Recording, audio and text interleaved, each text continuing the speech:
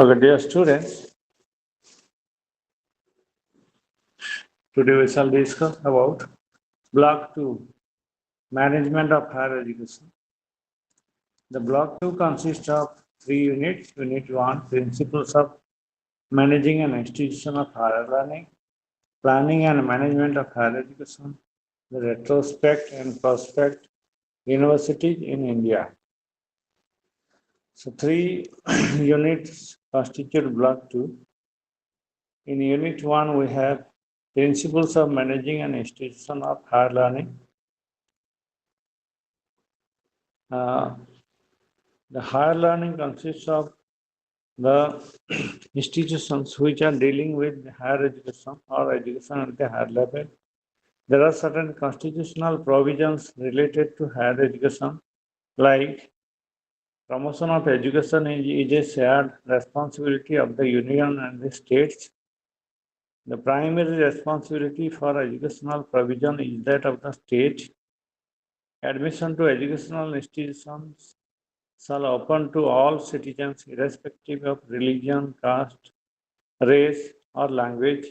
Minority groups, religious and linguistic have the right to establish and run educational institutions of their choice.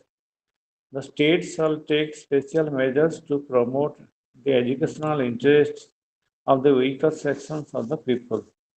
So all these provisions ensure about the higher education or education at the higher level.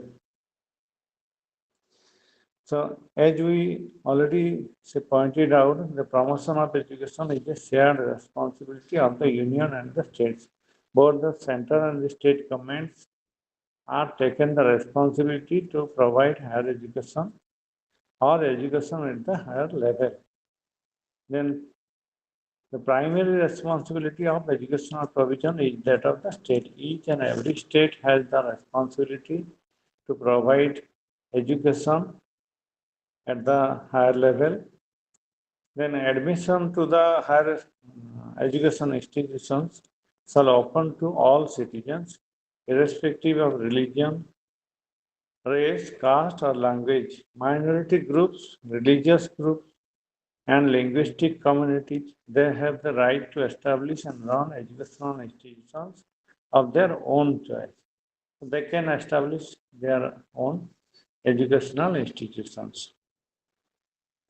And the states also shall take special measures to promote the educational interests of the weaker sections of the people, because they are the disadvantaged sections.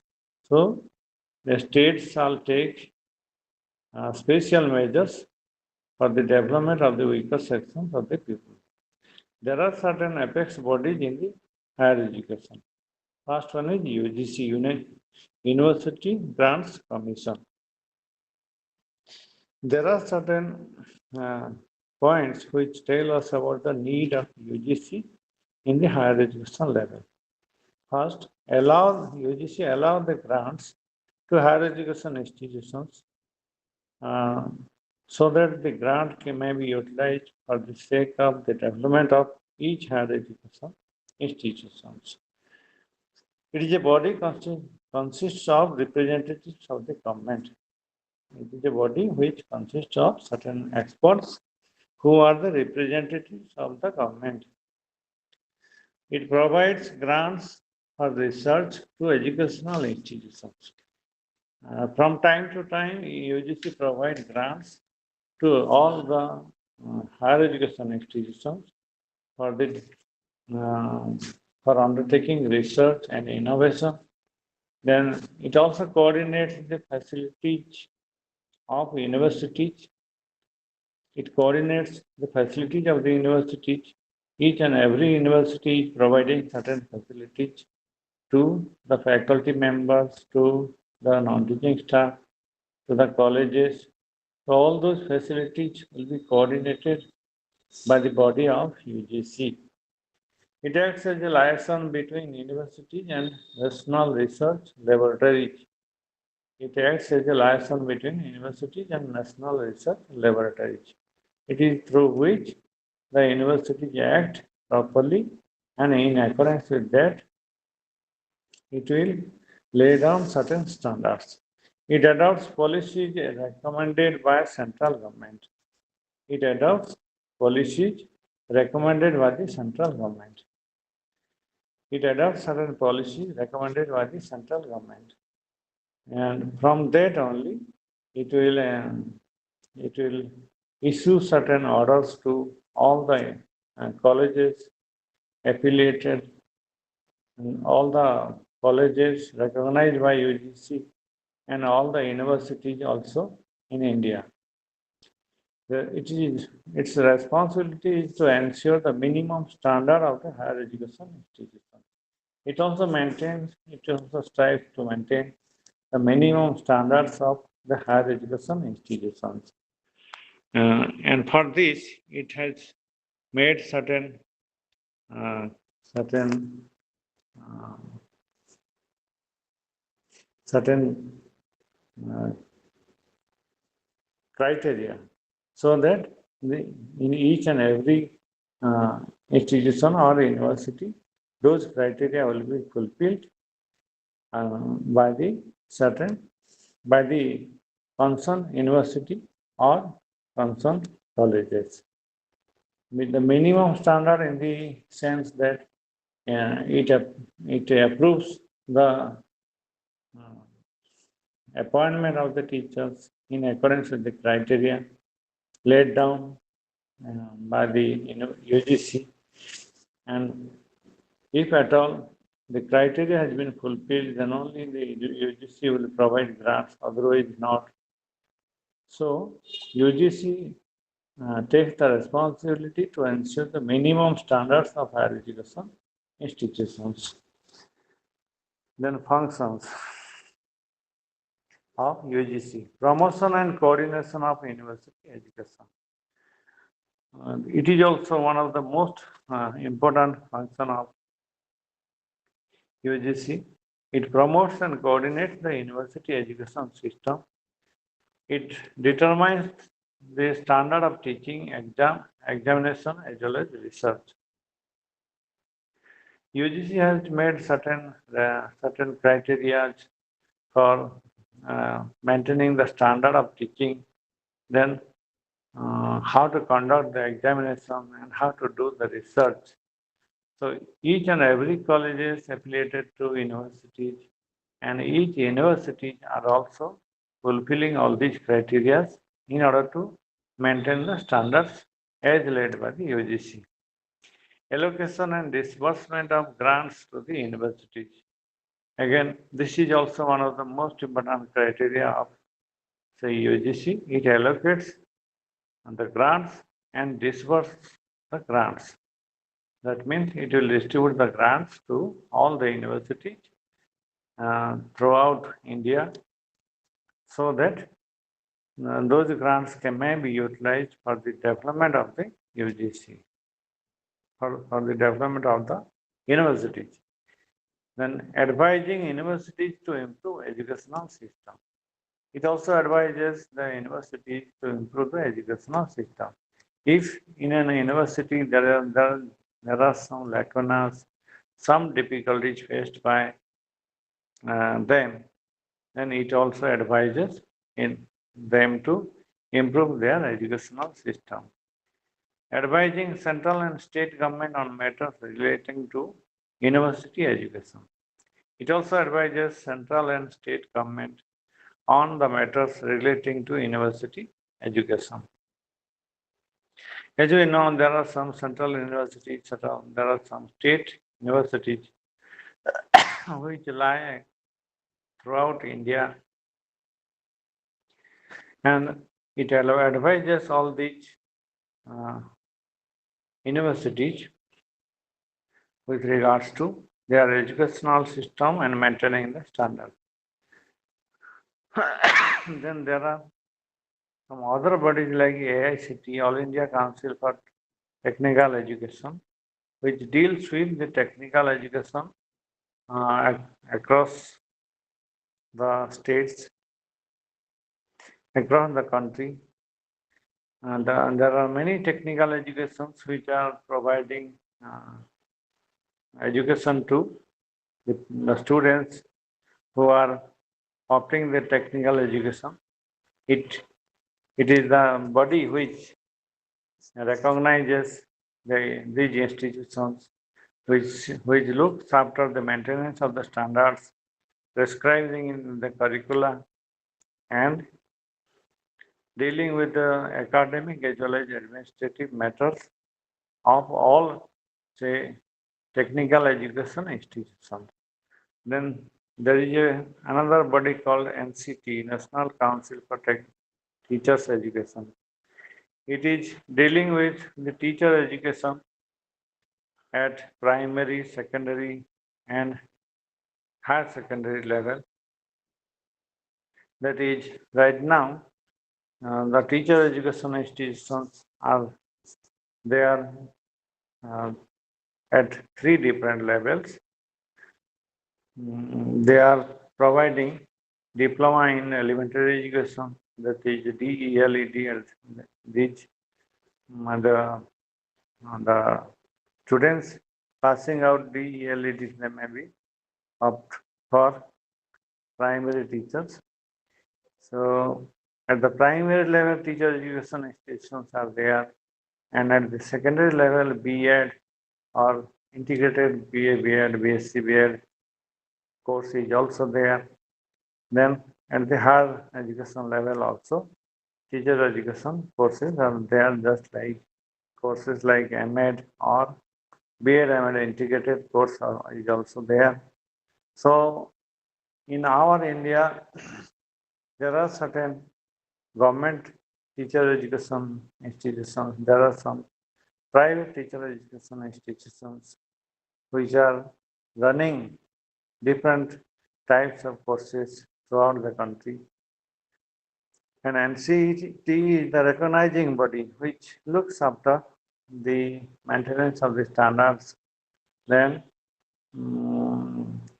infrastructure, then building and recruitment of the teachers, whether properly done or not. Each and every point they are looking after. The NCT body appoints certain visiting team to visit each and every, say, teacher education institutions to see whether they are following the minimum criteria or not. If they are following the minimum criteria, then only they will run the teacher education courses. Otherwise, NCT will de-recognize the institutions.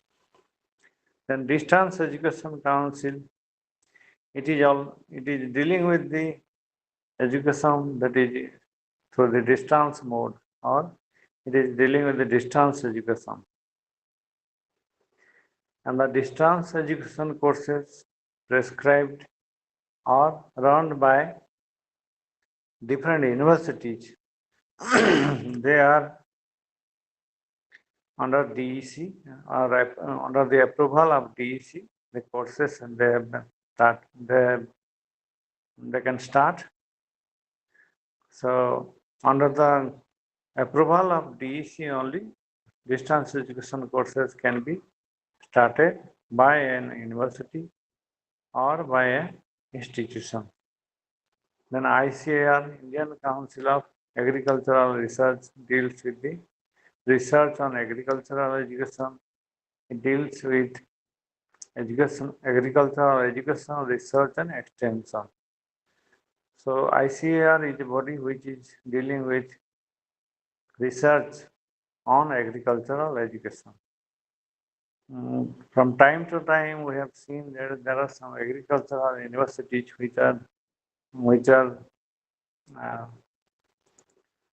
prescribing curricula, which are admitting the students in the field of agricultural, say, education.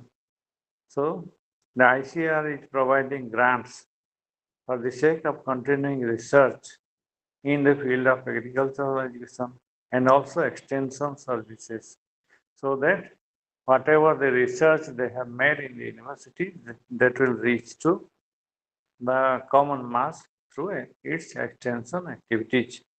Then there are also some other research councils like CSIR, ICSSR. CSR is Council of Scientific and Institutional Research.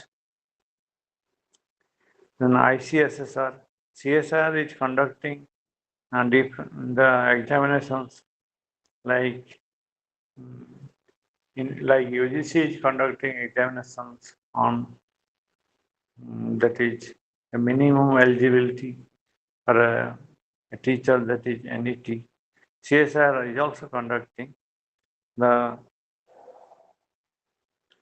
NET or GATE for the science postgraduates. And ICSSR is a body which is also providing grants to the young scholars for undertaking research on different themes based on the social science research topics.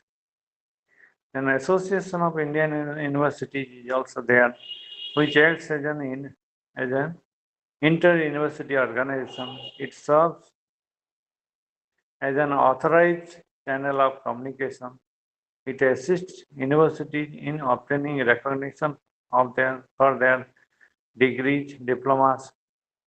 It establishes and maintains a sport organization for promoting sports in Indian universities.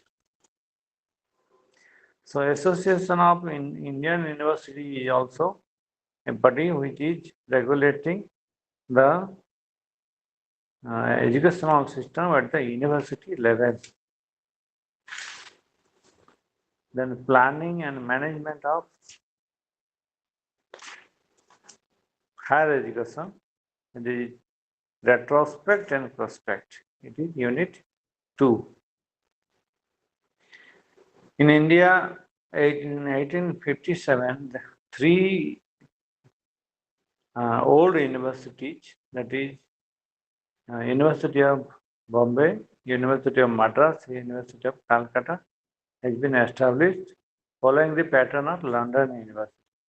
Later, IIT-IIMs also have been set up, which are the institutions of national importance. National policies have been passed from time to time in India to improve the educational system at the higher education level. Like, for example, in the NP 1986, the major thrust was given on the development of higher education. Then before 1986 also there is an NP 1968, and after that also POA Program of Action 1992 has been recommended for the sake of development of the education. Again, the Indian Education Commission 1964-66 also emphasizes on the development of the education at the higher education level. Then reviews and reforms. There are certain reviews and reforms related to higher education has been seen in India, like Mahajani Committee on Colleges 1964, Siddhanta Committee on Standards of Universities 1965, Gajendra Gadkar Committee on Governance of Universities, then Gyanam Committee on National Educational Management 1990, UGC Expert Committee on Autonomous Colleges 1991, Rastogi Committee on Teachers and Their Condition of Service 1997. These are the committees which are looking after the reviews and reforms in the field of higher education system. Then expansion and diversification of universities or colleges. As we know, in 1857, 3 universities has been started in India. Afterwards, there is an expansion and diversification of the university throughout the country like India. In each and every state, there are some state universities they have established, and there are also some universities which have been established by the central government and infrastructure. Infrastructure, higher educational institutions depend on central and state government to improve or develop the infrastructure. As we know, infrastructure is necessary for the running of an educational institution. So, in the field of higher education also, if we want to establish the institute, we have to uh, fulfill the infrastructural facilities. We have to develop the infrastructure. Otherwise, we cannot run the higher education institutions. Then it is the duty of the state government as well as central government to develop the infrastructural facilities so that an institution can run without any problem. Then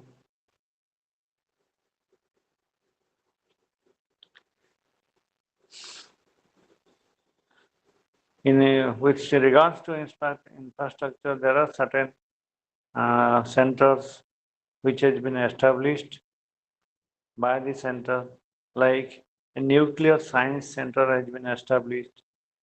Then an inter-university center for the advanced studies and research in astronomy and astrophysics. This is especially dealing with the students of astronomy and astrophysics. An inter-university consortium for atomic energy has been established, and this particular consortium is made for the institutions which are dealing with the atomic energy. Then consortium of educational communications.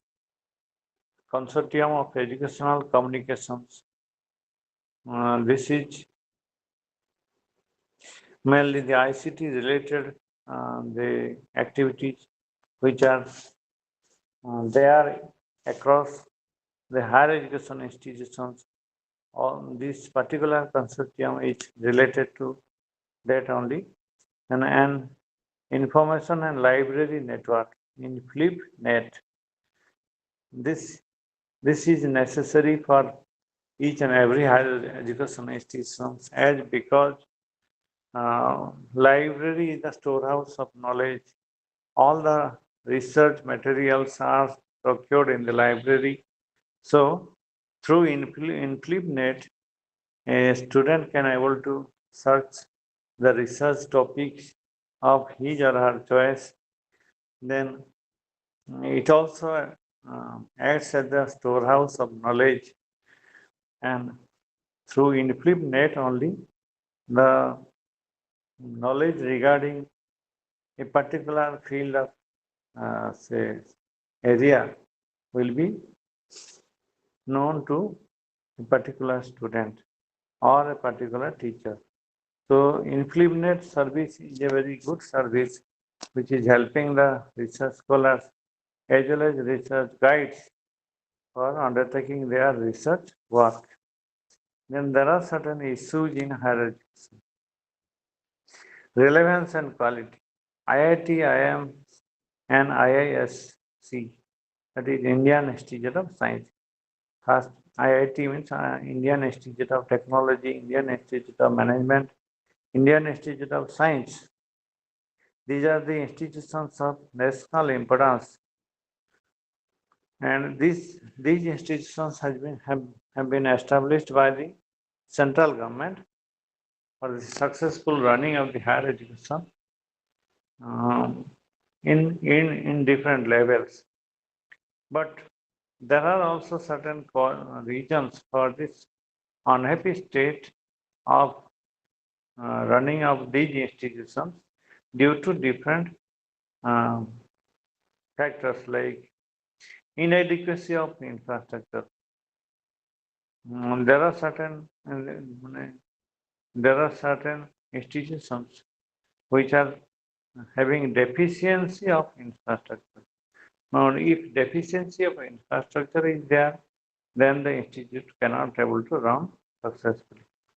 Then no reform made by the uh, institutional staff, then the teachers do not take initiative. If the teachers will not take the initiative, also the institute will never improve. Then access and equity. How many students are accessing the institution? That is of most important concern. And equity also. Whether the institution is following the norms of equity on the students of all um, groups of um, the society, they must take admission, they must avail the facility, otherwise it will violate the of norms prescribed by the government. So access and equity is also maintaining access and equity is also necessary. And women in higher education, in India we have seen that women are uh, not interested to take the higher education because of many reasons like social reasons and family reasons. There are certain social taboos associated with the women education. So they are debarred from taking the higher education system. So women should also enter into the higher education system like men. Now resources in higher education. If we have established certain institutions of national importance, then we should also develop the resources which are necessary for the higher education institutions. Resources, as you know, resources are playing a vital role in the development of the higher education system in an institution. That is infrastructural resources, then human resources. That is, we must fulfill the infrastructure, we must fulfill the manpower, that is recruiting qualified staffs, and teachers, non-teaching staff, and other persons who are responsible for running an institution of say higher level. Then about the future, there is a prospect of higher education learning, then globalization. As we know right now, globalization has been adopted by uh, by different institutions because globalization is the need of the hour, and we should provide the higher education in such a manner that they will compete with the students or the products of the higher education in the across the globe. So uh, globalization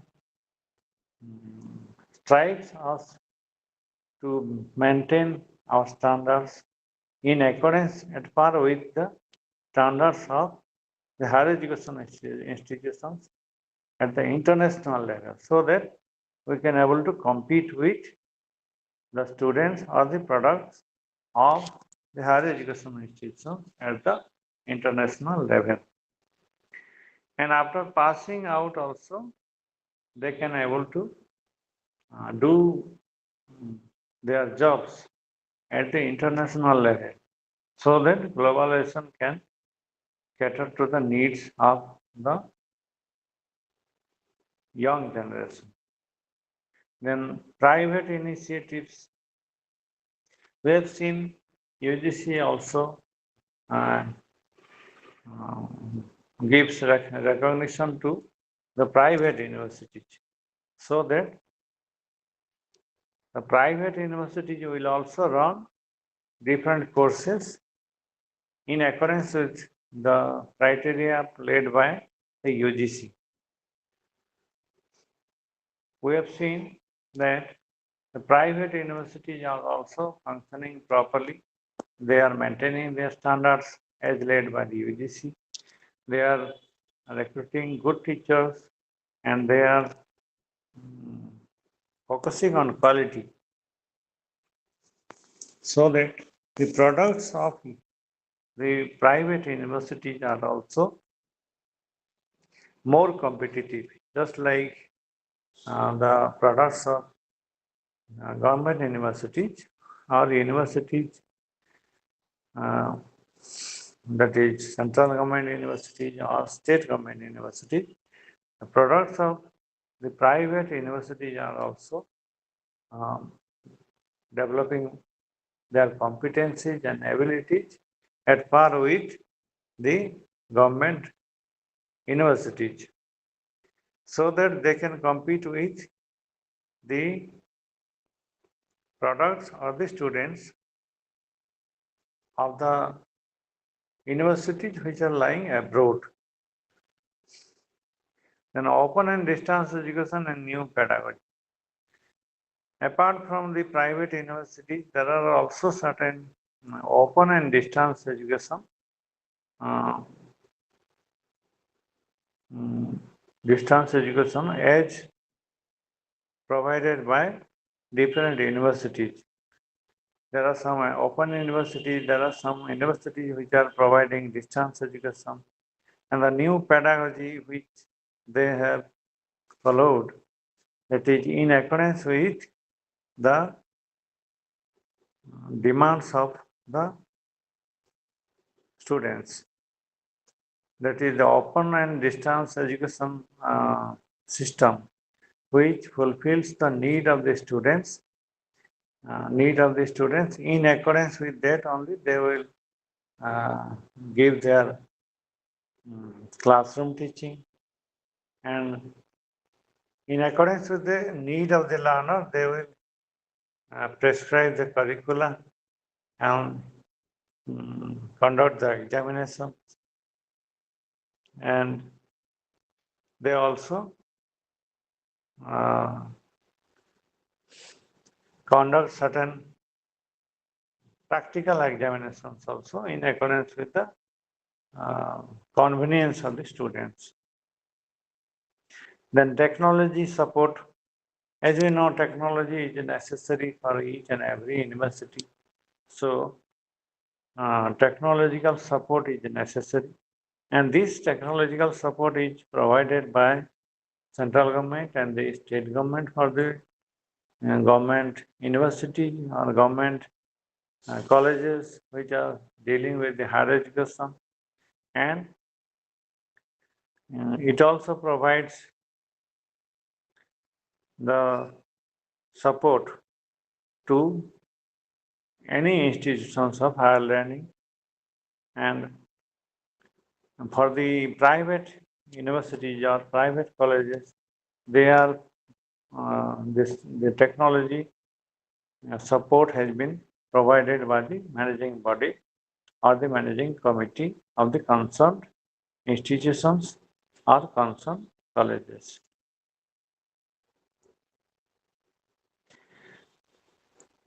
And then unit 3, universities in India. India has many types of universities, like central university, state university, unitary universities, federal universities, affiliating universities, institutions of national importance, institutions deemed to be university, and open universities. So different types of universities are lying across India. First, that is affiliating university. An affiliating university is one which have many affiliated colleges. Many colleges affiliated under the university. And the administration of all those colleges has been done by the affiliating university. Just like conducting the examination and uh, then publication of the result, then academic the control is also vested by on the university body only, and it also prescribes the curricula for all the colleges affiliated under it, and it controls the academic as well as administrative affairs of the colleges. It prescribes certain norms so that each and every college will follow those norms.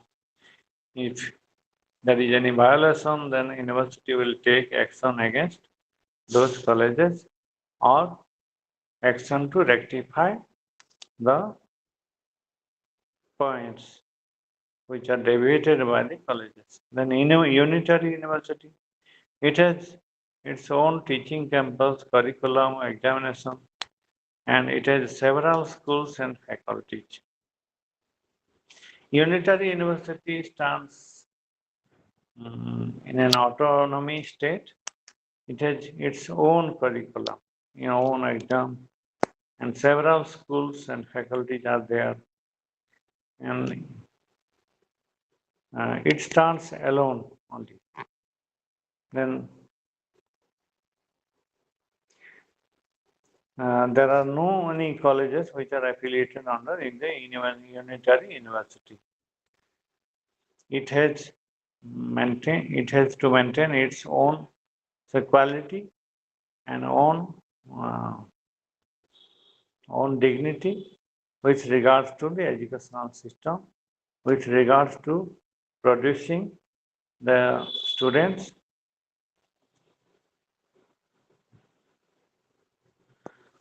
Then federal universities.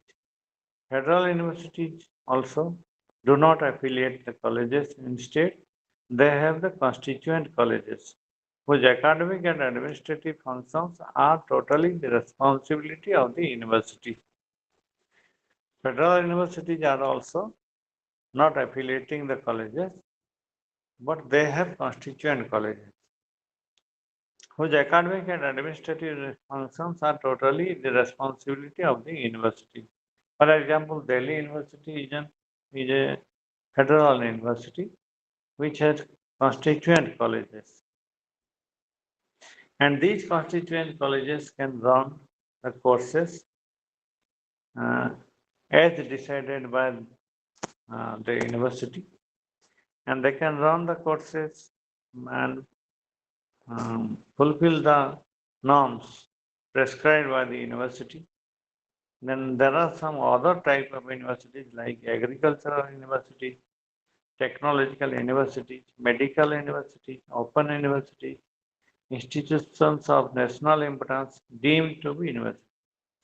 As you know, agricultural universities are running the agricultural courses like BSc AG, MSc AG, and the courses like BBSc, Veterinary Science, and MBSc, Master of Veterinary Science.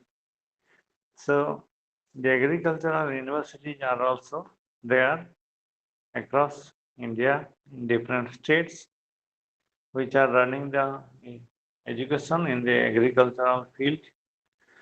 Then technological universities are also there, which are dealing with the technical education, and each technological university are having the technical education institutions affiliated under it.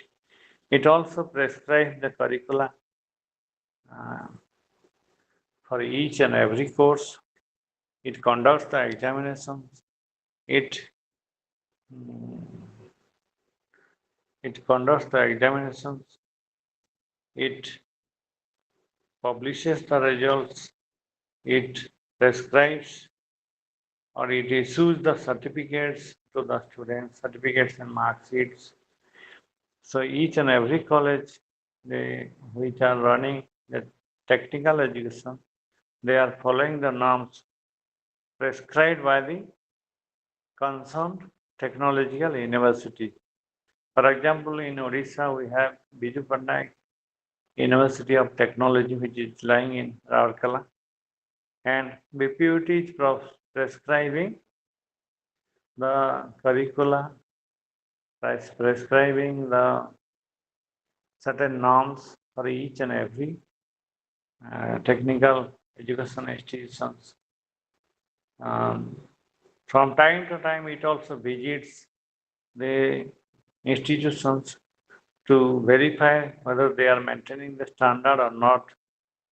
If not, it will suggest the measures how to rectify it.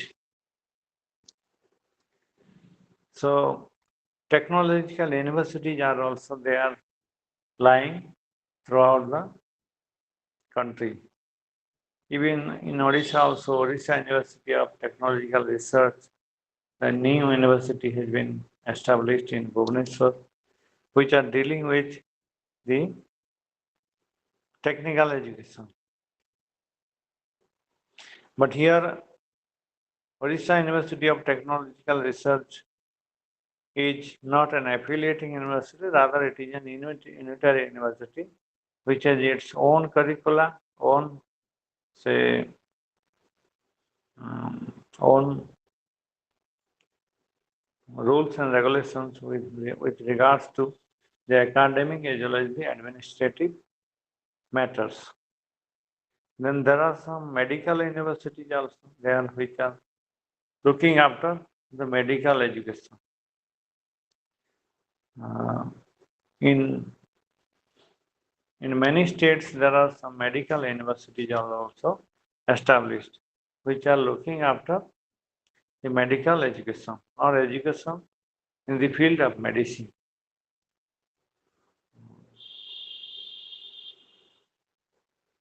And these universities are looking after the successful running of the medical colleges and the medical colleges, both private as well as government. The private medical colleges are also established, which are under the direct control of the medical university, lying nearby the particular medical college or particular medical college of the medical university of the state.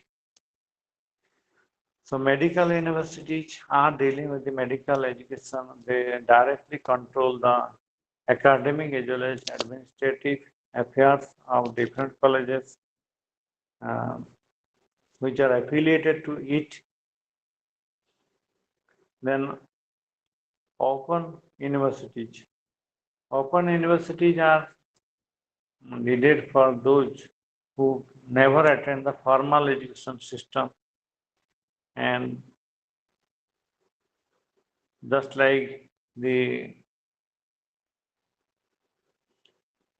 persons, those who are working professionals, they cannot attend the formal education. So for them, open universities suits the best. And for the housewives, for the students who are coming from poor economic background also, they can join in the open university course in order to learn the higher education. So open universities are also set up throughout the country. Like our IGNU is also an open university system where it invites the students across the state, across the country, the students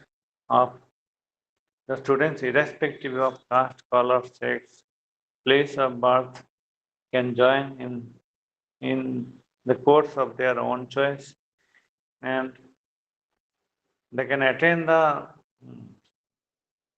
personal contact program also in accordance with their own convenience. And they can also study the particular course in their home only. It will provide the study materials also to the students so that they can study at their home and prepare for the examination. So open university system suits the learners who are devoid of the formal education system. They cannot attend the formal education the system. That is why they will join in the open university courses. In our Odisha, there is Odisha State Open University, which has been established, and this university also caters to the needs of the learners who do not attend the formal classroom situation. So again, this also prescribes the materials, the syllabus for the students, and the examination system is also somehow relaxed in a comparison to the formal education system. Uh, it will it will also prescribe certain norms which a learner will have to follow while appearing the examinations. For example, if a learner will not attempt the examination, he or she may attempt at a later date in accordance with his or her own convenience. It also issues the certificates uh, in each and every academic session. So, open universities are also established across the country to fulfill the demands of the students who are not attending the formal education system. Then institutes of national infra like IIT, IIM, then NITS, National Institute of Technology, Indian Institute of Technology,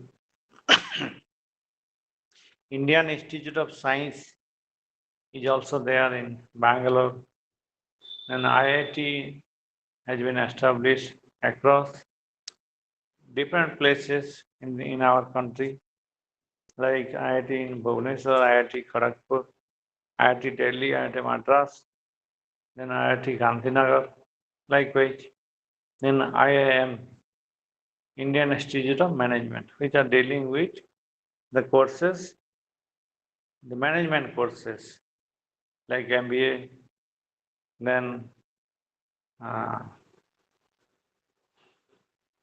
then fellow program in management also, and PhD doctoral program in management. All these courses are run by the IIMs. IIM Calcutta, IIM Ahmedabad, IIM Sambalpur has been established. Likewise, many IIMs are also there across the country, which are dealing with the courses on management. Then Indian Institute of Science is also science related courses are also run by the particular institute at Bangalore. Then NIT's National Institute of Technology. This is also one such institutions across our country. NIT, Rourkela, NIT, say NIT Meghalaya, NIT, then NIT Jamshedpur. Likewise, different NITs are also there across our country to serve the students opting for the technical education. So these institutions are of national importance. Why national importance? Because these institutions are established by the central government, and the central government provides all sorts of facilities, infrastructural facilities, academic facilities, and other facilities to each and every educational institution.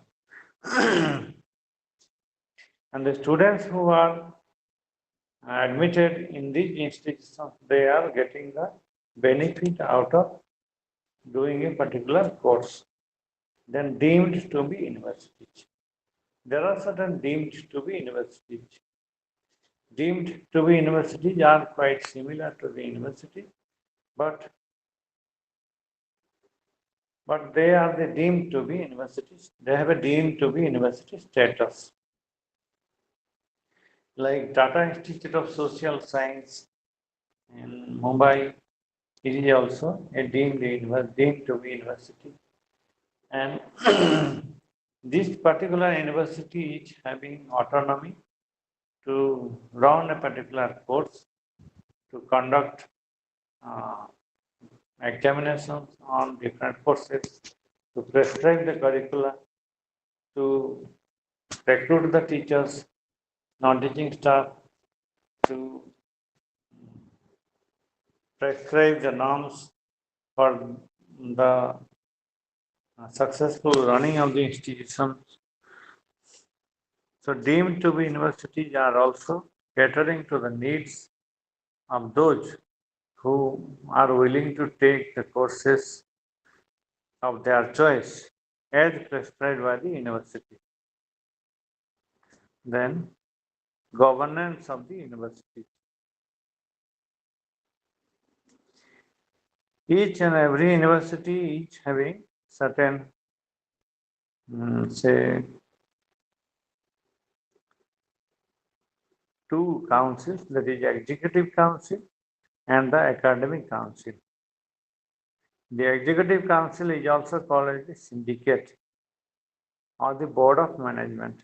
Here the vice chancellor acts as the chairman, then a pro vice chancellor, then two deans, and three or four representatives of the teachers, two or three uh, members comprise the executive council.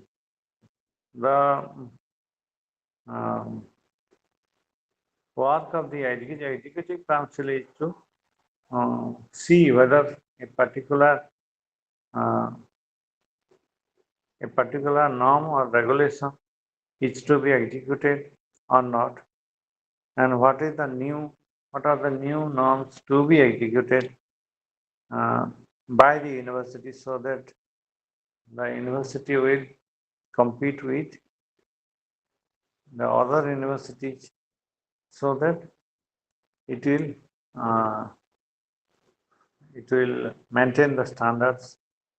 So in each and every university we have some executive council. Then academic council, which is consisting of the faculty members of different departments, and mainly the senior faculty members. They comprise the uh, academic council. They look after the curriculum, they look after the syllabus, they look after uh, updating of the syllabus, they look after the conduct of the examination and the type of question setting, then evaluation criteria.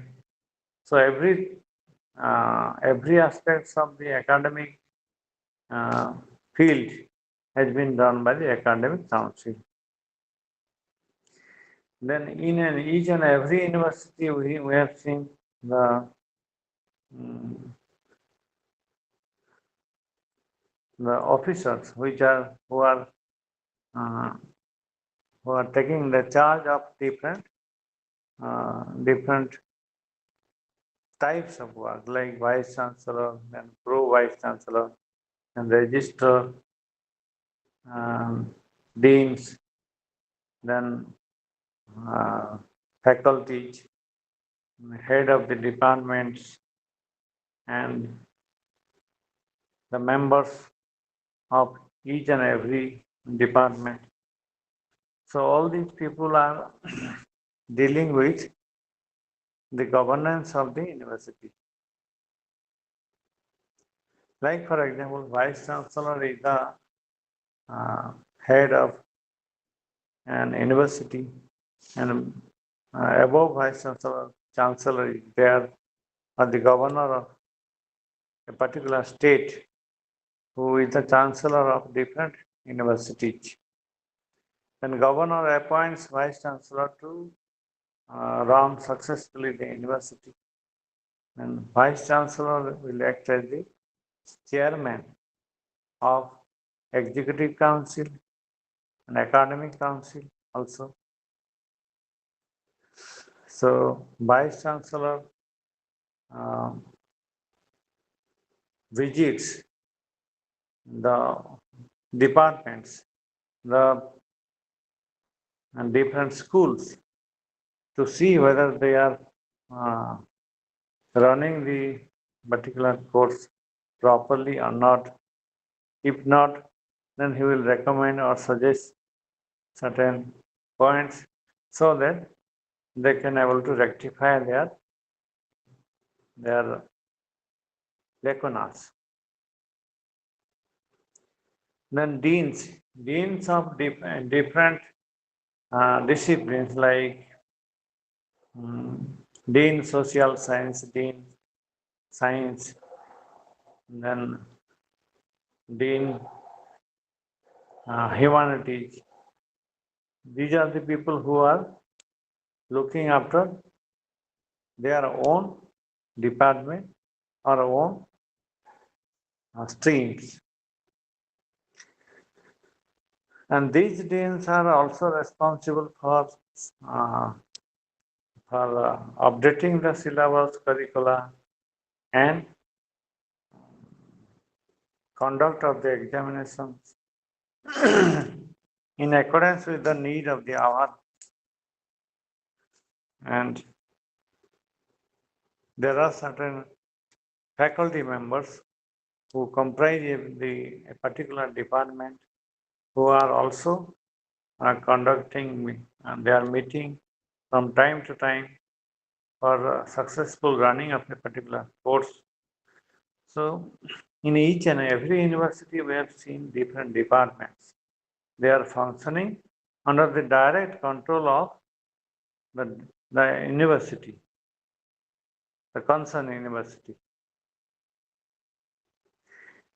as well as the VC as the head. So whatever the new say rules and regulations prescribed by the university, it will pass from VC to each and every department through proper channel so that they can able to execute the rule in their day-to-day happening of the department. As we know, the students, those who are joining in the different courses of the university, they will also follow the norms prescribed by the university. They will uh, fulfill the criteria and they will follow the norms while studying the particular course. For example, while admitting in a particular course, right now, common entrance test has been conducted by the universities. And this common entrance test is compulsory for all the students. And without attending the common entrance test and without obtaining the minimum marks as prescribed by the department, by the university, a student may not able to join in a particular course.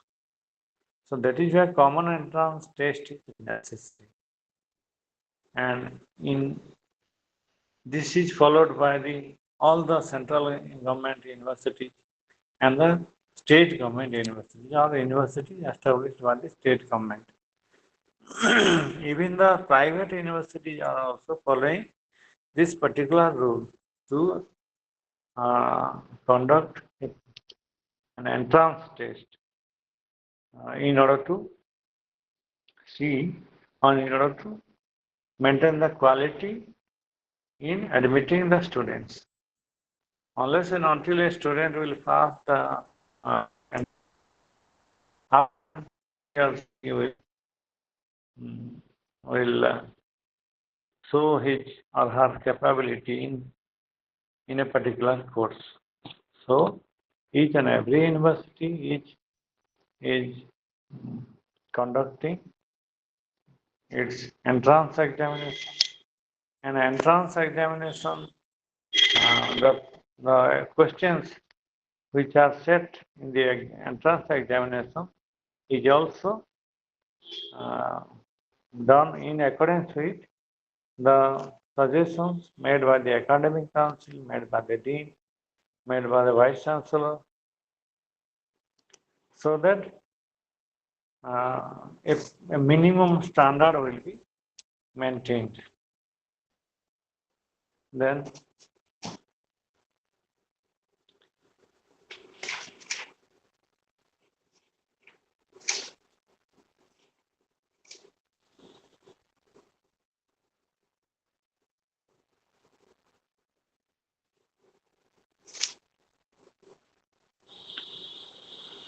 yes, no. This is about the governance of the university or universities in India.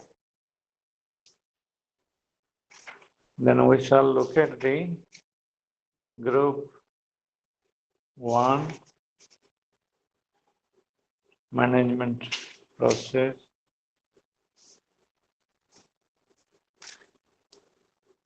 Then unique in group 1 or block 1, there is an unit 2, management of educational system. Management of educational system. Education is a social system. As you see, education is a social system. Education is the necessary ingredient of each and every society. So education is a part of the social system, and education comprises the basic need of the human being. So education is a part of the social system, as education is necessary for each and every human being to maintain his survival in the society. Education and the government. Education and the government are closely related, because without government, education cannot be possible, and without education also government cannot run properly. So education uh, of a particular country or of a particular state is possible due to the government. Then the government and its agencies. We have seen that there are different agencies of government like NCT, IICT, UGC, which are looking after the education at different levels. Like NCT is looking after the teacher education courses. AICT is looking after the technical education courses. UGC is the apex body which is looking after the universities, the maintenance of the standards of the universities, and maintenance of academic uh, standards, then maintenance and of the universities affiliated to um, the universities uh, recognized by UGC, not affiliated, it is recognized by the UGC. Education and the market. As we see, Education fulfills the demands of the market. Education fulfills the demands of the job market. For example, a particular student who is passing out from the technical education institutions can fulfill the job market in the field of technical education. So if our education system is good, then automatically the product of the educational institution can compete in the market and get proper jobs. So education and market are also closely related. If we are providing good education, then in the market our students will compete with the students of other places. And educational institutions are there which are offering different courses like technical education courses, agricultural education courses, teacher education courses, general education courses. So, educational institutions have been established throughout our country to cater to the needs of the students throughout the country. In accordance with their choice, they will attend uh, a particular course, and they will choose the educational institution of their own, and they will complete the course. And the education system and its structure. The basic education is there, which is given to the different children from 3 years to 12 or 14 years of age. This particular period is there, uh, which is called as the basic education. That is basic education, which is free for all the students, irrespective of caste, color, sex, place of birth. This is the basic education. That is from 3 years to 12 or 14 years. It comprises pre-primary as well as primary education. And all the states, they are providing free education to the students at the primary as well as the pre-primary level. Then there is also secondary education that is above primary education, that is secondary education, like class 9th and class 10th comprise the secondary education.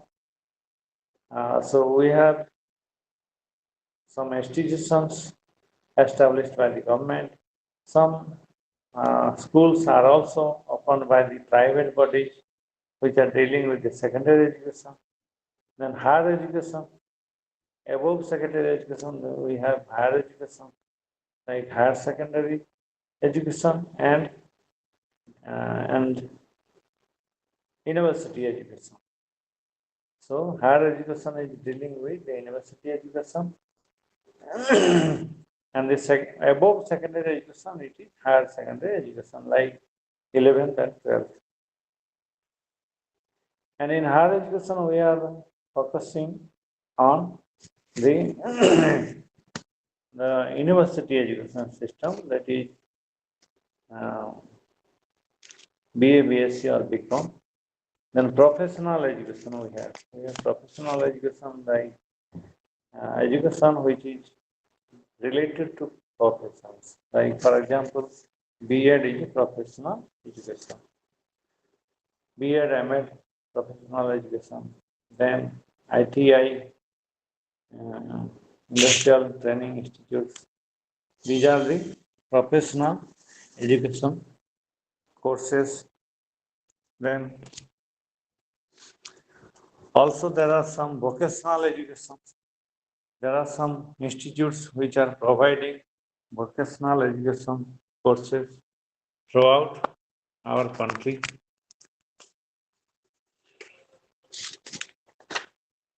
So vocational education colleges are also established.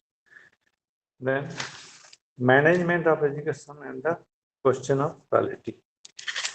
Then if we are having different type of educational institutions, then we should look after the management of the educational institution and whether we are maintaining the quality or not.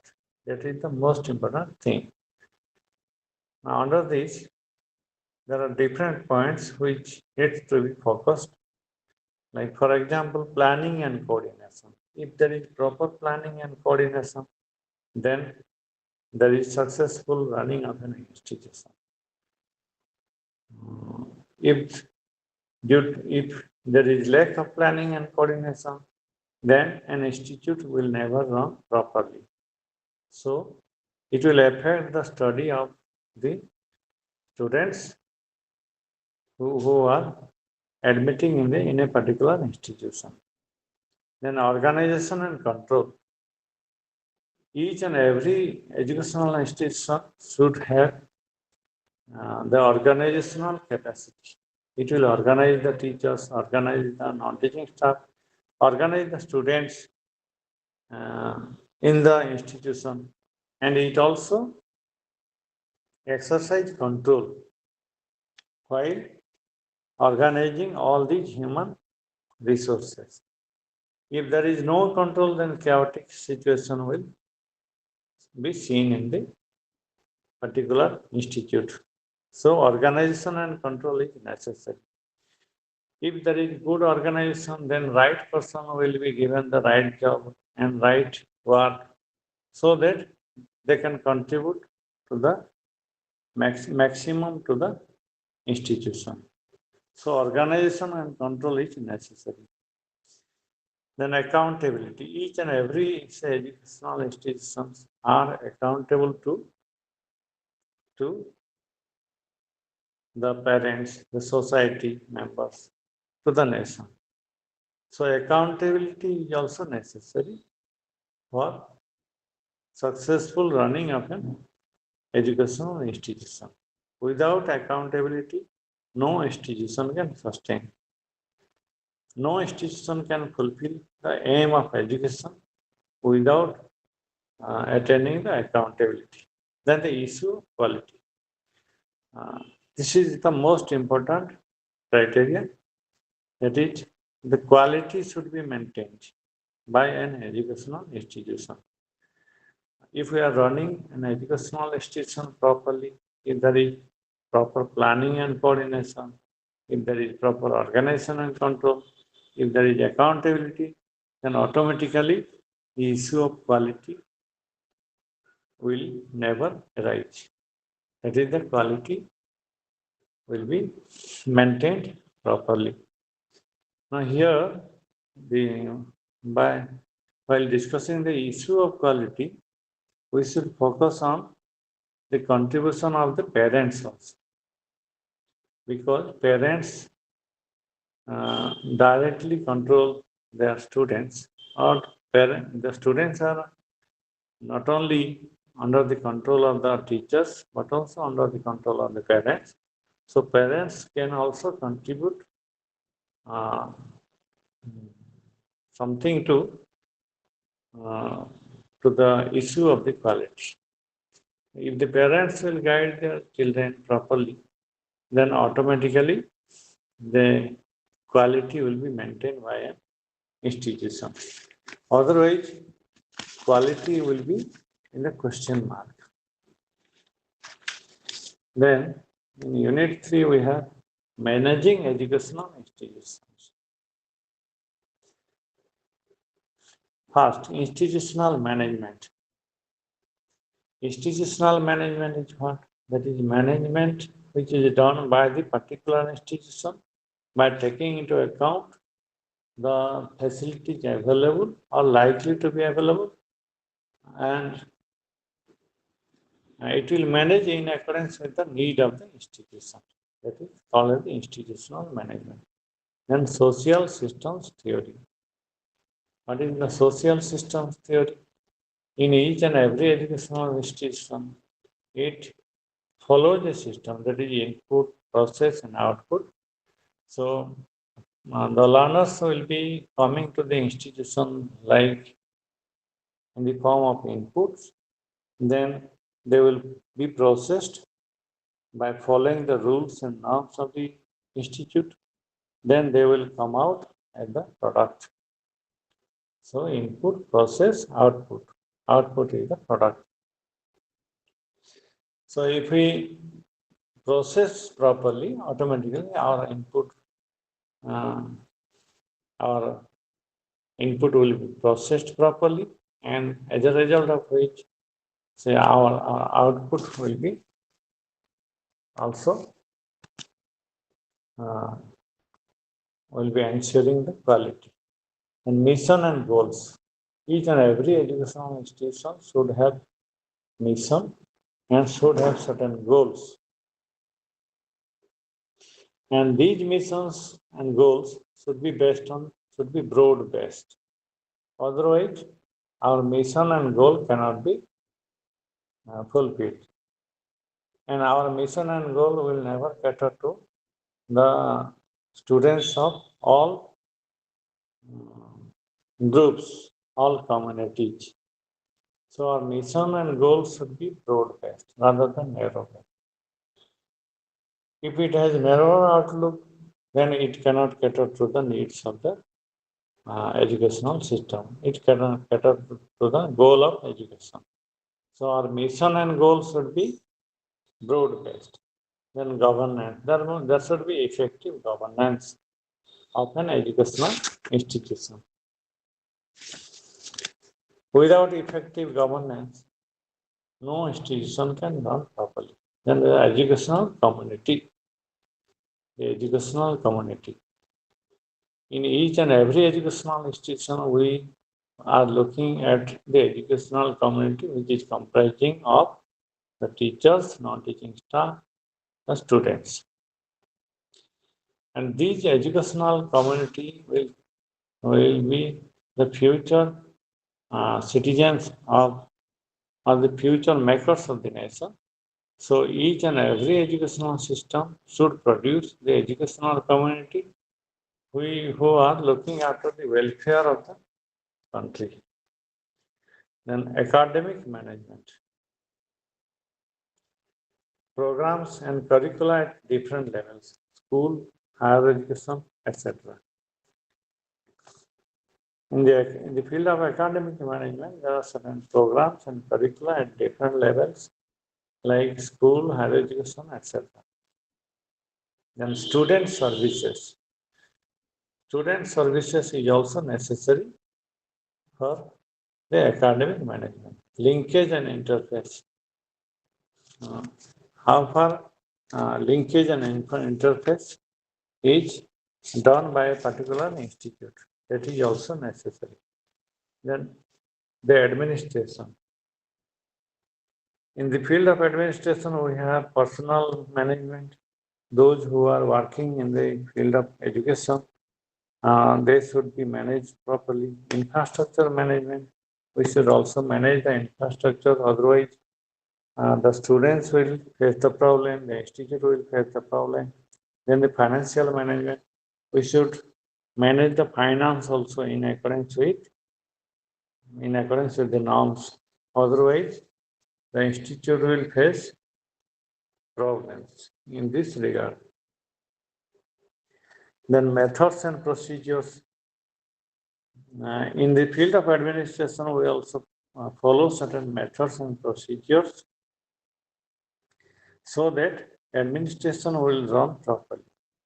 So, the methods and procedures as prescribed by the university or the college should be followed properly. Otherwise, it will produce certain chaotic situation. Then the institution building, organizational diagnosis and evaluation. Institution building. What is the need of the organization? That is the number one thing to be looked at, and that should be evaluated through SWOT analysis. Strength, weakness, then opportunities and threats. In each and every educational institutions, we have certain strengths, certain weaknesses, certain opportunity, and certain threats. So by making a SWOT analysis, we can able to diagnose or evaluate the organization. And in accordance with that, we should follow the remedial measure to improve the educational system of the particular country or the particular institution. Then organizational renewal, changing the environment, infrastructure, etc. Organizational renewal, changing the environment, infrastructure, etc. From time to time, we have seen that a particular institution should be renewed. Why there is organizational renewal? Because the society is dynamic, so that is why the needs of the students is also dynamic or changeable. So that is why from time to time we should change our rules and regulations in accordance with the need of the society so that the students will benefit a lot. Then institutional leadership. In each and every institute, leadership is necessary. So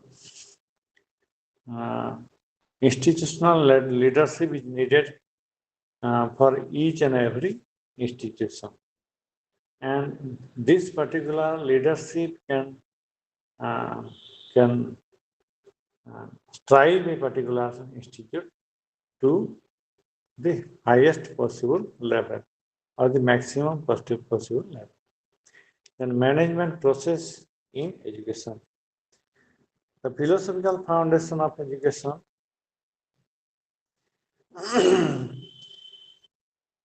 the UNESCO appointed the International Commission on Education, which provides 4 pillars of education. They are learning to know, learning environment, and able to accommodate.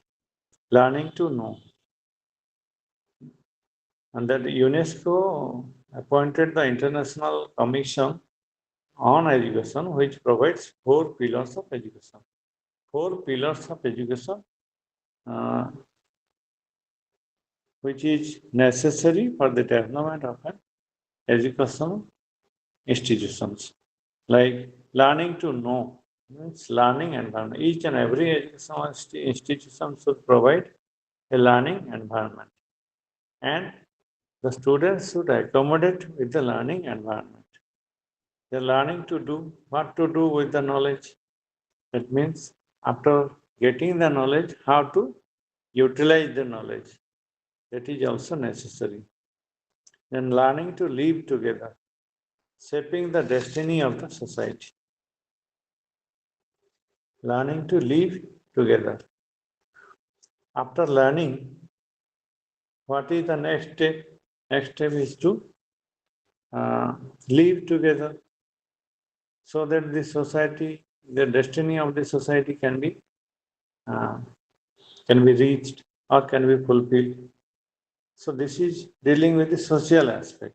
A person after getting the education, he or she should live in the society. Learning to be, that is, what to be, all-round development of the individual child. That means after getting knowledge, a child should develop in the all aspects like body, mind, and spirit, mental, physical, spiritual development. So all-round development should be seen in a particular child so that learning to be will be fulfilled. So these are the 4 pillars of education: learning to know, learning to do, learning to live together, learning to be.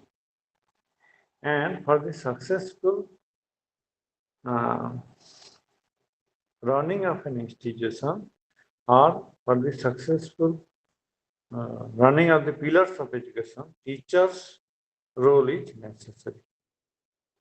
Teachers' role is vital, and the parents' guidance is also vital.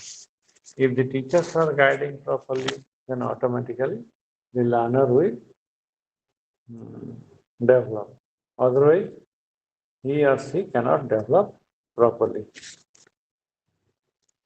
So, these four pillars of education are necessary for each and every educational institution. Learning to know, learning to do, learning to live together, learning to be. These are the four pillars of education. Each and every, say, child should be thrown in a learning environment and the child should accommodate in it. If the child will never accommodate, then he may not learn properly. So, a learning environment will be provided by an educational institution. If the environment is conducive, the child can run, the child can get the education properly. If the learning environment is not good, then child may not get the real learning. Then he or she may not get the learning which is necessary. And the child also should accommodate in the learning system. If he or she accommodates in the learning system, then automatically learning will be possible. If he is not accommodating, then problems will be seen. So learning will be affected negative. And learning to do what to do with the knowledge. Whether the knowledge he has gained is meant for the social welfare, whether the knowledge will be utilized for the positive development of the society or not, whether the knowledge what he gained, whether he will transmit to the next generation, whether the knowledge will be shared to the society members, whether the knowledge will be shared to the colleagues, to the friend circles. So, what to do after doing a particular course? This is also necessary because unless and until what to do is fulfilled, how can a learner will realize its goal? Because without proper guidance, a person cannot able to know how to utilize the knowledge or what to do with the knowledge. And for this, the guidance of the teachers are necessary. The teacher should guide properly what to do with the knowledge. There are uh, various ways through which knowledge can be utilized. Various ways. Like knowledge can be utilized in the practical field, knowledge can be utilized in the society, knowledge can be utilized in the friend circle, knowledge can be utilized uh, in in modifying the behavior, knowledge can be utilized in guiding the students, knowledge can be utilized by guiding the uh, social members or members of the society. Knowledge can be utilized to remove the blind beliefs, social stigmas, taboos in the society. So, whatever a child acquires the knowledge, from that knowledge, what he will do, what he or she will do. And knowledge and the social life will be linked together because knowledge helps to maintain his life in the society properly. Otherwise, not. If a learner is there having the knowledge, but he is facing some problems in utilizing the knowledge, then ultimately he will be the victims who is facing the trouble. So that is why knowledge should be utilized properly. what to do with the knowledge. Shall we do for the welfare of the country? Shall we do for the welfare of the family? Shall we do for the welfare of the society? If it is for the welfare of the society, family, or country, then the goal of education will be realized.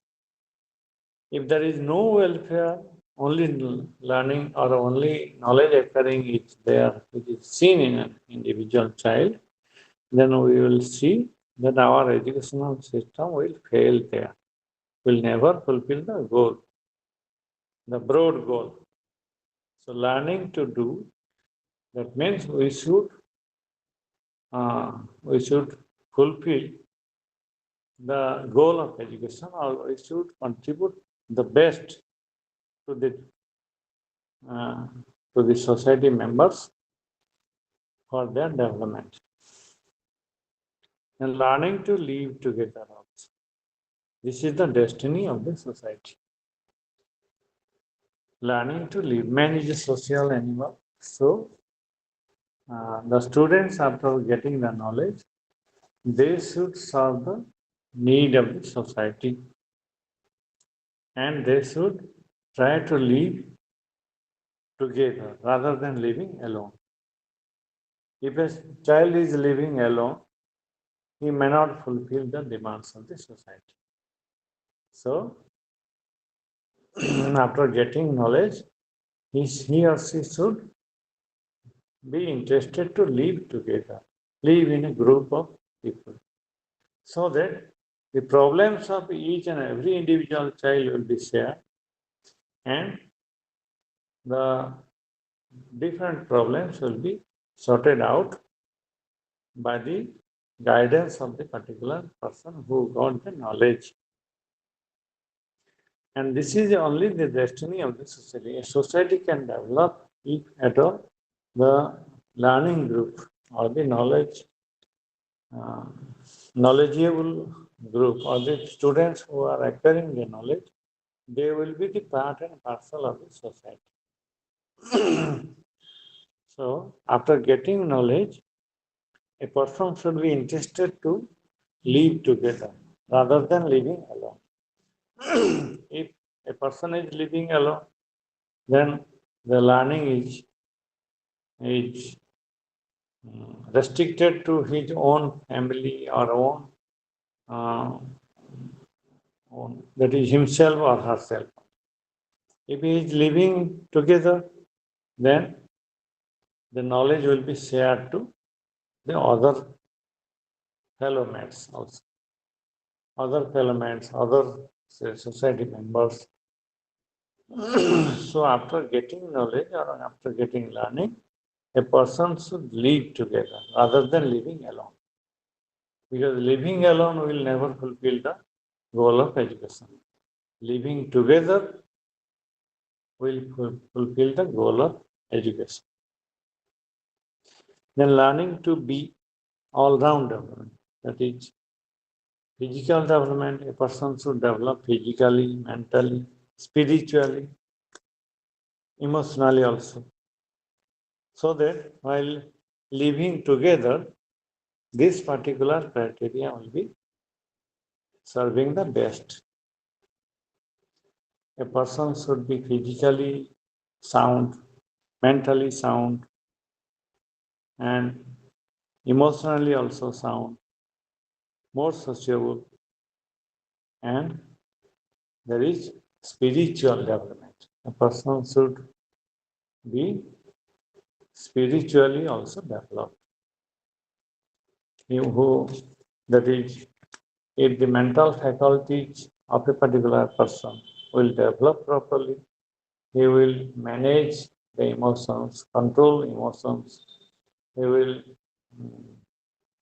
uh, manage emotions, controls his own emotions as well as manage the emotions of others also by showing a type of behavior which other people will like in him or her. So, he will also manage the emotions of others and deal properly with the people of his own age or people of his own society. So there should be all-round development. If there is all-round development, then the person will be highly demanded by the society. And if a particular child is developing in one aspect, not developing in other aspect, we cannot say there is all-round development. And all-round development is necessary. Why necessary? Because if a person is spiritually developed, then he may not face the troubles in the society because he can able to control his mind. He can able to control his senses.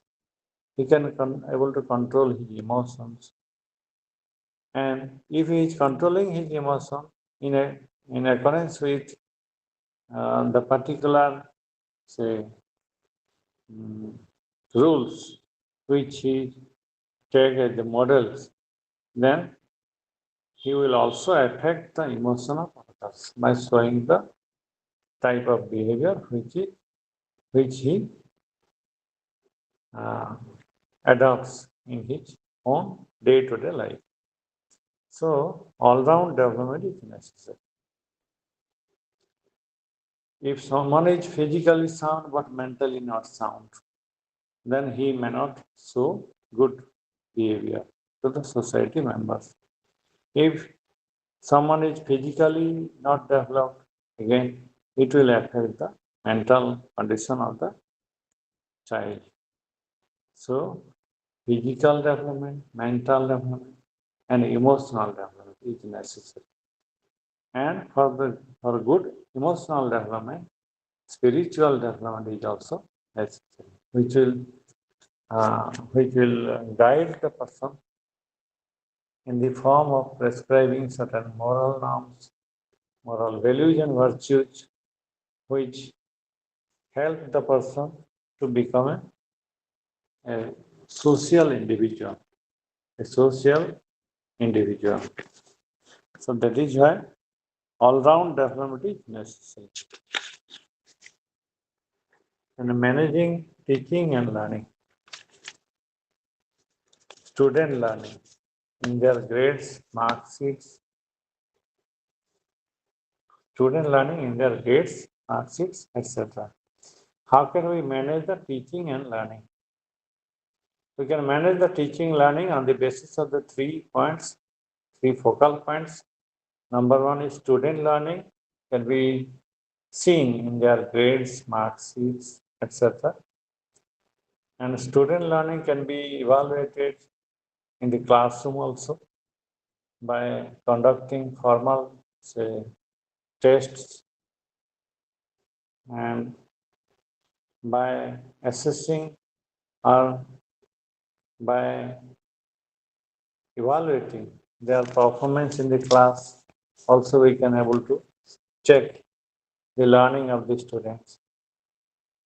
Also, in their grades, whether the person is securing good grades or um, or having higher grade or lower grade. In accordance with that, we can able to judge the learning of the student.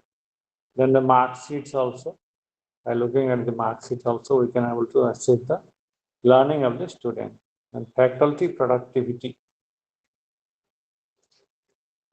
Managing teaching and learning is also dealing with faculty productivity. That is teaching, innovation, research, and publication. Unfortunately, in our India, teaching is a stereotyped activity of the teachers.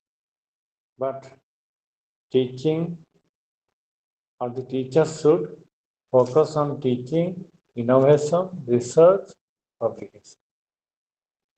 Teachers should not focus on teaching only, rather they should also focus on innovation in teaching, innovation in teaching, innovation in adopting the methods.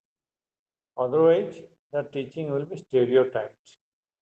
If there is a stereotype teaching, then no student will be interested in teaching, say, what? In his or her teaching. So teaching should accompany innovation. Innovation means something new. Because the age-old teaching or the age-old method is totally not accepted by the students. If there is some innovation in teaching, it will attract the learners towards the learning point. So there should be some innovation. And this is totally done by the teacher. And if the teacher can take the initiative, he will do the innovation in teaching. If the teacher will not interested, he may not innovate anything in teaching. If there is innovation, it will contribute to teaching. And if there is innovation in research, again, it will also contribute to the faculty productivity. If the teacher is doing research, it will produce something to the storehouse of knowledge. It will also affect to his teaching. And if a teacher is doing research, he should publish it. Why the teacher will publish? Because unless and until the research material will get published, how the society members they will get idea about the research work. The society members they will get about the research work through publication. And if a teacher will do certain publication, then he or she will have a name and fame in his or her particular field of work. So faculty productivity is depending on the teaching, innovation, research, and publication.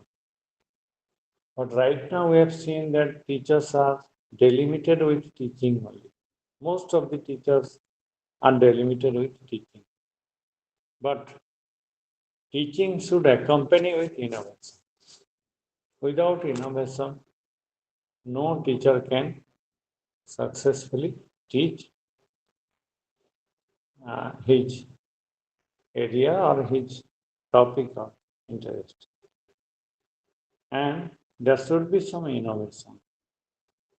As society is dynamic, so that is why our innovation is necessary to cater to the needs of the learners. So innovation is necessary. Without innovation, teaching cannot be interesting. And without innovation, research work cannot be done. Innovation is necessary. We should not follow the age-old teaching methods and practices. Rather, we should introduce certain innovations in teaching. Like, for example, a teacher may take the help of ICT in the classroom situation. Instead of the age-old practice of talk and talk method, the teacher should innovate something, taking the help of ICT materials in the process of teaching, so that the learners of different types they can get benefit out of teaching. So innovation is necessary. Without innovation, a teacher may not fulfill his own, say, criteria. So innovation is necessary. And research is necessary. Why research is necessary? Because research adds to the knowledge on a particular field. Without research, we cannot look after the things which is beyond the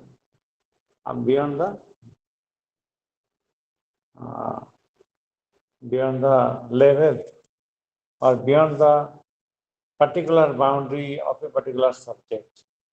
If we are doing research, we can cross the limit, cross the boundary of a particular subject. That this particular subject is having this particular application in so far as our social life is concerned. So research contributes to the storehouse of the knowledge. It will contribute, it will add to the knowledge. Without research, uh, we cannot know about uh, the broad applicability of the particular subject.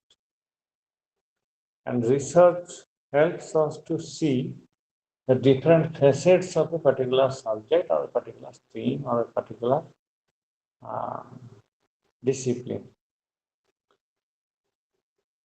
Like, for example, we are having some research in a particular area and in a particular discipline. We are also having transdisciplinary research, interdisciplinary research. Transdisciplinary means our research work deals with different disciplines. So, for example, how far physics is related to the literature, how far physics is related to history, how far physics is related to political science. That we have to find out. So the horizon of each and every subject will extend if we are doing research. But if we are not doing research, then the horizon will be narrow, delimited to that subject only, that discipline only, that area only. But if we are doing research, then our horizon will be expanded. Each and every subject is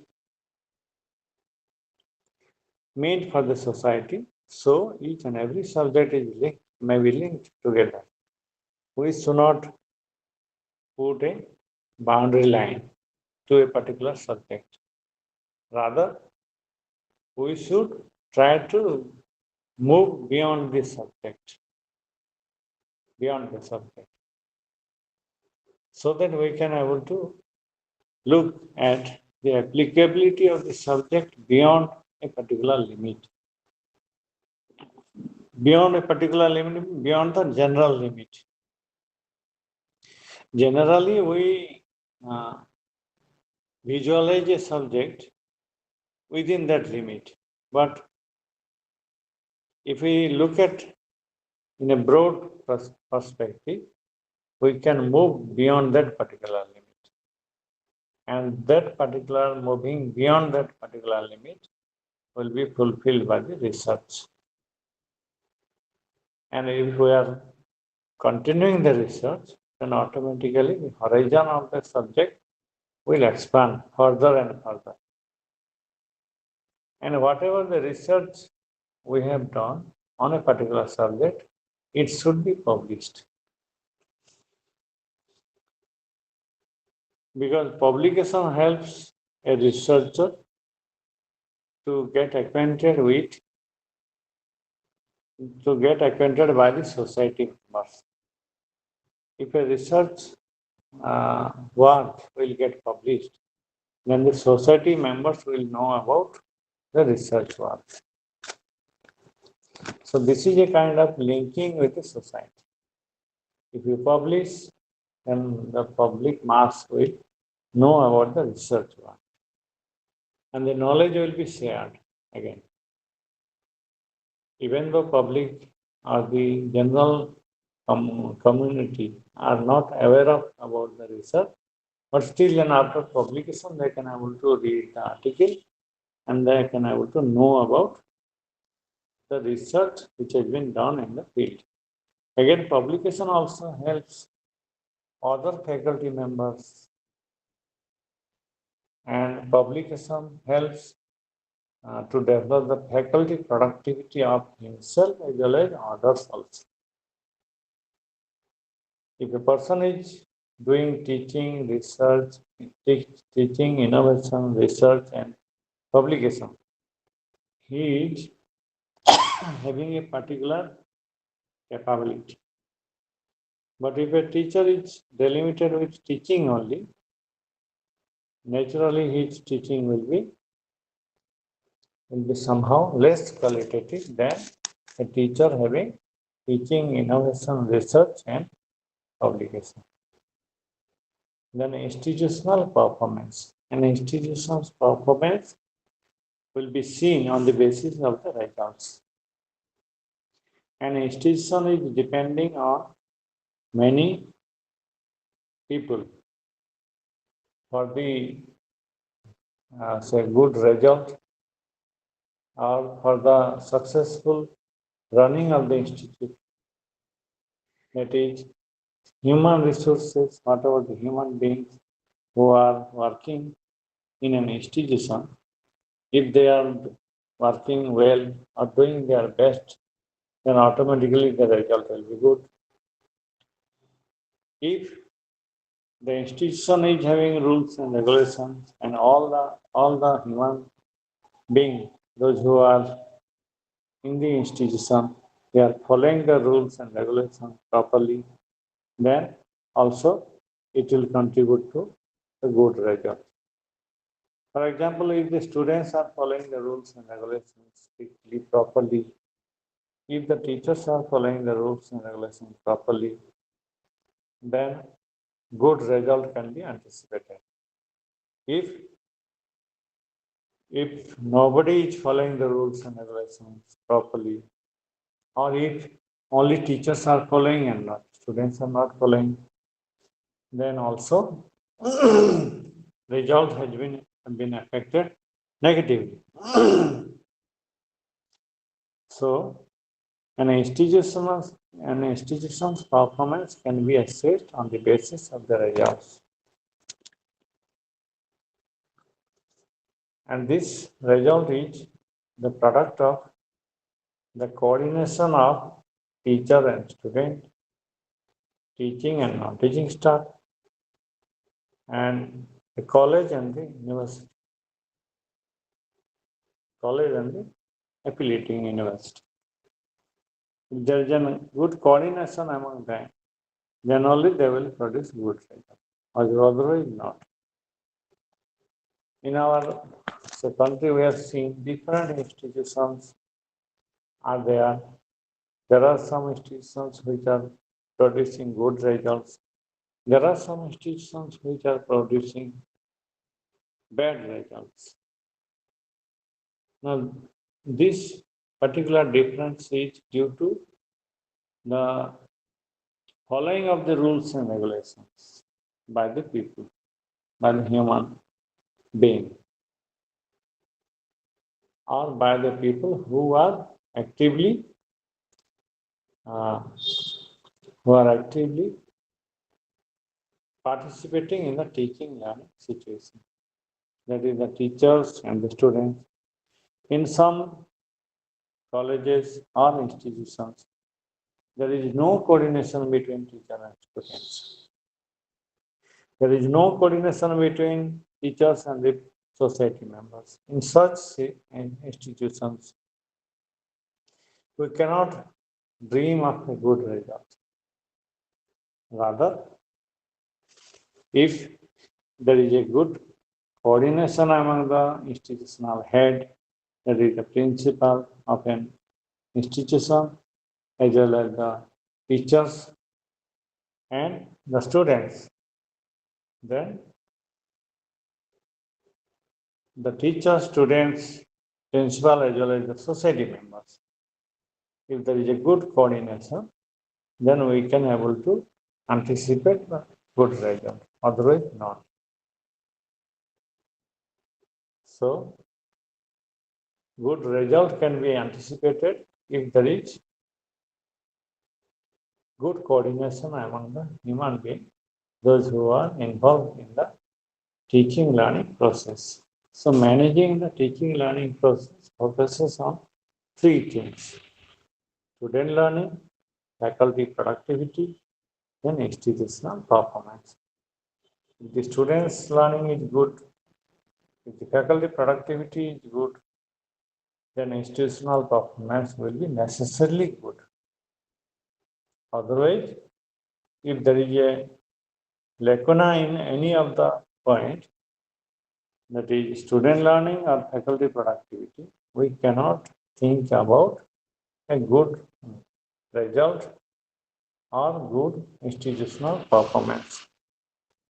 That is why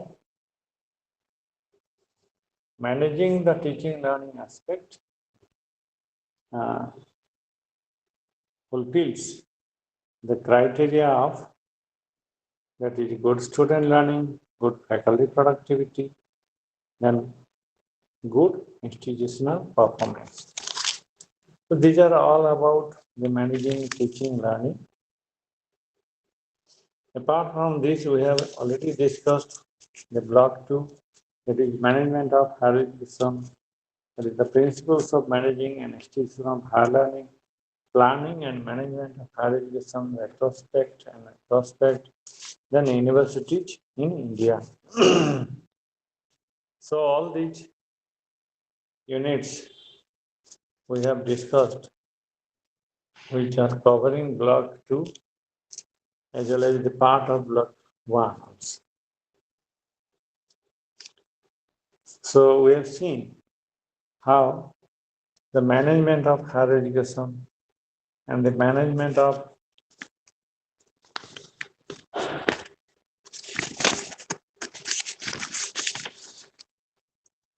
management process or managing educational institutions and management of educational system. Each units have been elaborately explained or discussed, and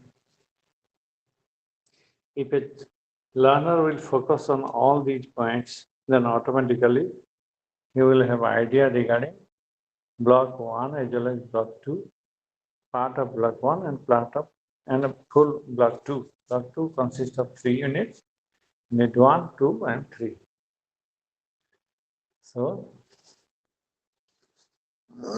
as a whole, we have discussed about the principles of managing an institution of higher learning, then planning and management of higher education, retrospect and prospect, what is the right now, the situation and what will be the future situation, then what are the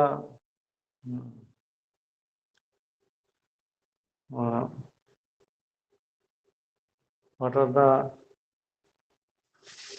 things which is seen in the universities in India and how these universities are functioning and how the administration is done uh, by the universities in India.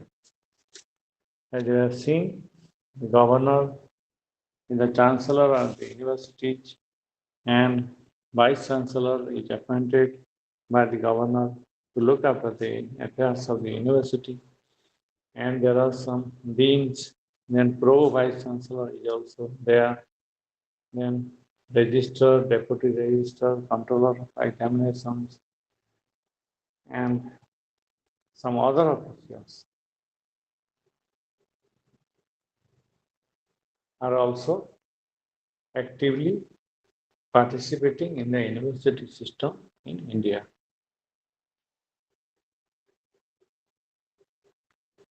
Okay, learners, thank you. Thank you very much.